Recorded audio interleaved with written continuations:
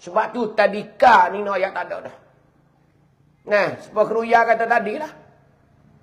Kalau tak ada tadika, ai dia rasa siap. Habis Melayu. Habis kecek Melayu. Ha ni no ayat tu. Tak gitu. Kita ni pun glosa banyak dah ngadulu ni. Ngadulu no ayat tu. Lah ni. Budak orang baru ni kadang-kadang tak reti dah. Tak reti dah. Cuba kita suruh anak kita ambil korek. Kena dah lagi korek anak kita. Weh, cuma ambil korek setan. Naik ya, korek, naik ya. Tak kena dah korek. Tosah nak sebut kata dening, nanga, gerak. Tak kena dah. Wah kayu, wah khayal, wah muting tak kena dah. Wah sagu tak kena dah. Wah setia tak kena dah. Hari ni budak lah ni. Yang tiwah ke apa? Lucing. Saikrok.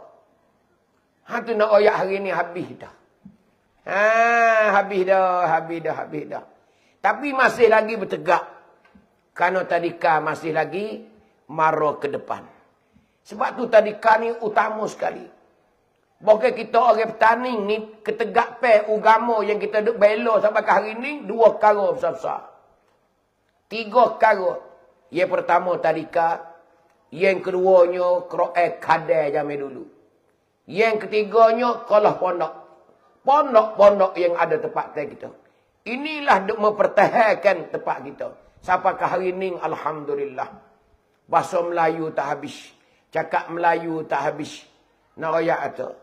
Ni noyak tu kebesaran kita noyak. Ni noyak tu. Tak habis lagi. Sebab tu kita kena kuat sekali di hari ni noyak kata kita ni. Habis ni enggak habis lah. Tengok orang kat atas tu. Dulu orang kat atas tu bukan kecek Melayu juga.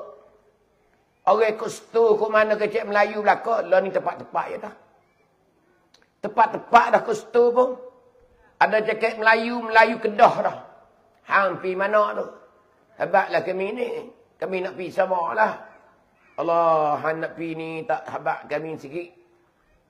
Sak-sak pi. Tengok. Gusto kecek Kedah.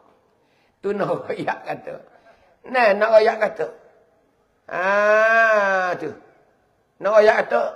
Dulu. Lah ni siya banyak dah. Kau siya nak rakyat kata. Ni kalau kita tak pertahankan hari ni ayat tu. Ni ayat ni bahasa kita. Bahasa cakap pai kita ayat kata. Ni ayat tu. Inilah penting sekali.